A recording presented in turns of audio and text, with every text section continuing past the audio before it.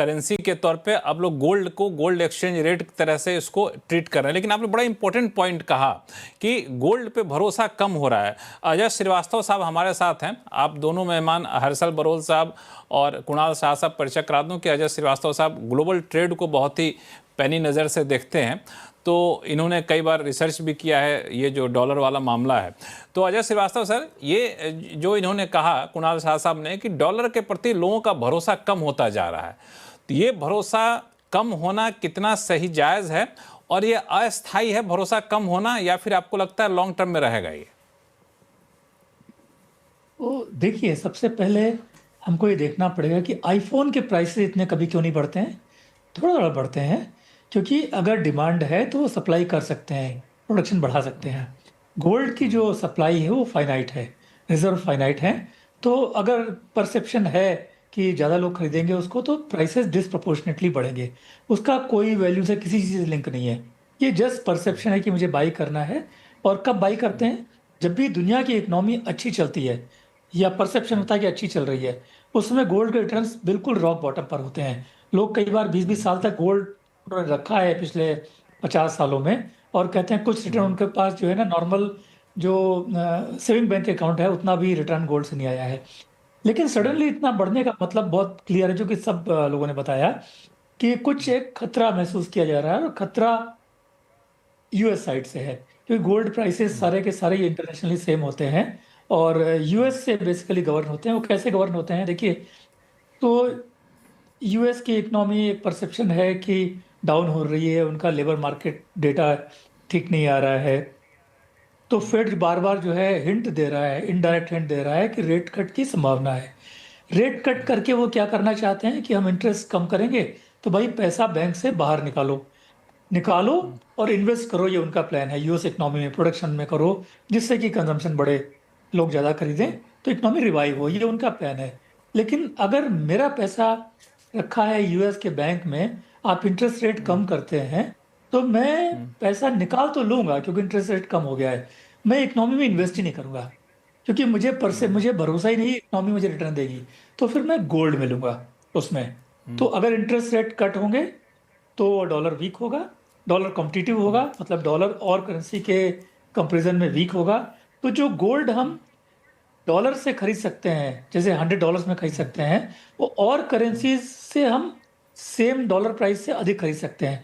तो जैसे ही dollar week होगा, वैसे और करेंसी में गोल्ड की वैल्यू बढ़ जाएगी, तो और लोग गोल्ड खरीदना शुरू कर देंगे।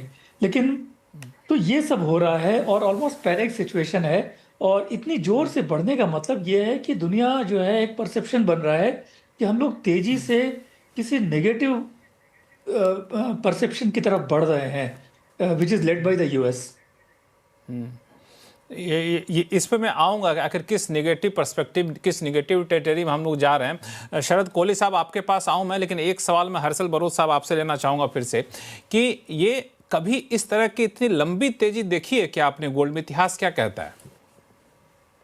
जी बिल्कुल। आई थिंक कमोडिटी की साइकिल जनरली 7 से 10 सालों की होती है। तो हमने ये रैली देखी थी 2008-9 में देखी थी, लेकिन तब वो 5 साल तक ही टिकी थी। इस बार थोड़ा यूनिक सिचुएशन है, क्योंकि अगर आप थोड़ा हिस्ट्री में देखें तो पहले जो क्राइसिस ग्लोबल इकोनॉमी में आती थी, कहीं ना कहीं 10 साल 20 साल में एक क्राइसिस बड़ी आती थी। हमने अब जो देखा है स्पेशली 2016 से कोविड आया, 2016 में ट्रम्प की प्रेसिडेंसी के टाइम भी ग्लोबल इकोनॉमी और फिर यूके का ब्रेक्सिट हुआ था। तो आई थिंक तब भी ग्लोबल मार्केट्स में एक तरीके का टर्मोइल था। फिर कोविड आया, उसके बाद नॉन स्टॉप कोई ना कोई जियोपॉलिटिकल डेवलपमेंट्स हो रही है, फिर से ट्रम्प की प्रेसिडेंसी आई। तो आई थिंक हम एक क्राइसिस से दूसरे क्राइसिस की तरफ कॉन्स्टेंटली मूव कर रहे हैं। जो क्राइसिस शायद 10-15 सालों में आती थी, अब हर 2-3 साल में कोई ना कोई क्राइसिस आ रही है ग्लोबल मार्केट्स में। तो आई थिंक ये जो रैली है इसलिए भी अलग है, जैसे मैंने कहा, क्योंकि अब नो लॉन्गर एक कमोडिटी के जैसे गोल्ड को देख रहे हैं, उसका एज अ रिजर्व एसेट जो एक रोल है, आई थिंक वो बहुत ज्यादा रीइंफोर्स हो चुका है ग्लोबल इन्वेस्टमेंट कम्युनिटी में, सेंट्रल बैंक्स में। तो शायद ये जो रैली है और कुछ सालों तक डेफिनेटली कंटिन्यू रह सकती है, जब तक हमें कोई नया ऑल्टरनेटिव डॉलर का या तो मार्केट स्टेबलाइज हो जाए कि सब सेंट्रल बैंक से एक पर्टिकुलर परसेंटेज जो एलोकेशन है गोल्ड का अगर वो टारगेट कर रहे हैं, वो खत्म होने के बाद शायद जो डी डॉलराइजेशन जो हो रहा है वो कम होने लग जाए, तो शायद हमें प्राइसेस में स्टेबिलिटी या डाउनवर्ड मूवमेंट आते हुए देखेगा। लेकिन जब तक ये कोई इक्विलिब्रियम अचीव नहीं होता, तब तक हमें लगता है कि शायद गोल्ड प्राइसेस एलिवेटेड रहेंगे। बिल्कुल, जो आपने फैक्टर की बात की, इस फैक्टर पे मैं चर्चा करूँ आगे चलकर। एक सवाल कुणाल साहब आपसे कि ये सारे फैक्टर जिसको गोल्ड बढ़ाने के पीछे जो फैक्टर जिम्मेदार माने जा रहे हैं, वो सारे फैक्टर अगर न्यूट्रलाइज हो गए, सारे फैक्टर अगर हट जाते हैं, तो क्या ऐसा होगा कि गोल्ड प्राइसेस गिर जाएगा?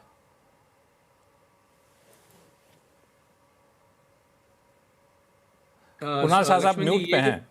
हाँ लक्ष्मण जी, आपका जो क्वेश्चन है वो बहुत अच्छा क्वेश्चन है और वो बहुत विशफुल थिंकिंग है कि ये फैक्टर्स चले जाए। बट द प्रॉब्लम इज वो फैक्टर जाएंगे कैसे? अमेरिका का डेट कम कैसे होगा मालूम नहीं है। विश्व में अमेरिका का डॉलर को रिप्लेस करने की कोई दूसरी करेंसी आएगी मालूम नहीं है। जैसे आप देखेंगे जियोपॉलिटिकल कंसर्न्स, कोई ना कोई नया फ्रंट खुला ओपन हो जाता है रेदर देन पुराना बंद होने के टाइम। सो जब जब कोई भी कंसर्न जैसे जियोपॉलिटिकल डीएस्केलेशन हुआ, तो तब थोड़ा थोड़ा मुनाफा वसूली या नीचे आएगा। बट दो जो स्ट्रक्चरल गोल्ड का ट्रेंड है, वो बुल रन में स्ट्रक्चरली गोल्ड रहने ही वाला है। बिकॉज ये जो प्रॉब्लम क्रिएट हुआ है ग्लोबल इकोनॉमी में वेस्टर्न सेंट्रल बैंकर्स के द्वारा, तो इसका कोई इजी सॉल्यूशन ही नहीं है। आप देखेंगे, मैं आपको एक जस्ट एग्जांपल देना चाहूंगा।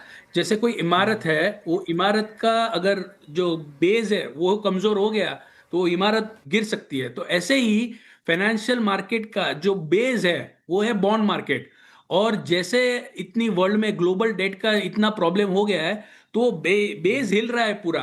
तो वो बेस हिल रहा है, उसके कारण जो इन्वेस्टर्स है वो सेफ्टी के लिए भाग रहे हैं गोल्ड के पीछे। उनको लगता है कि हमारे पास कुछ तो ऐसा होना चाहिए जो कोई फाइनेंशियल सिस्टम में कोई बड़ी क्राइसिस आती है या जैसे बॉन्ड मार्केट इनस्टेबल हो जाती है, तो वो टाइम पे हमारे पास कुछ तो होना चाहिए जो हमें बचाए। और वो फियर उनको गोल्ड के तरफ खींच रहा है। तो वो फियर कम कब होगा?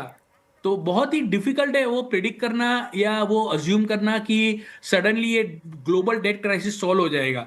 ऐसा तो होने वाला नहीं है। तो we are going to live in a time of a low growth and a high inflation.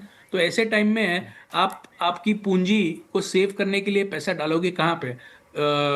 तो गोल्ड इसीलिए जो मैं आज 20 साल से कमोडिटी मार्केट ट्रैक कर रहा हूँ, जो हमने रिटर्न देखा है, मुझे पहले लगता था ये $3500 तक जाएगा, तो 3500 का आज 3800 हो गया है। आज सवेरे की बात करता हूँ, सवेरे $100 का करेक्शन, $80 का करेक्शन आया, आज फिर से ऊपर अभी वही का वही भाव आ गया है। जितना करेक्शन हुआ था उतना सब पूरा गोल्ड ने रिकवर कर दिया है।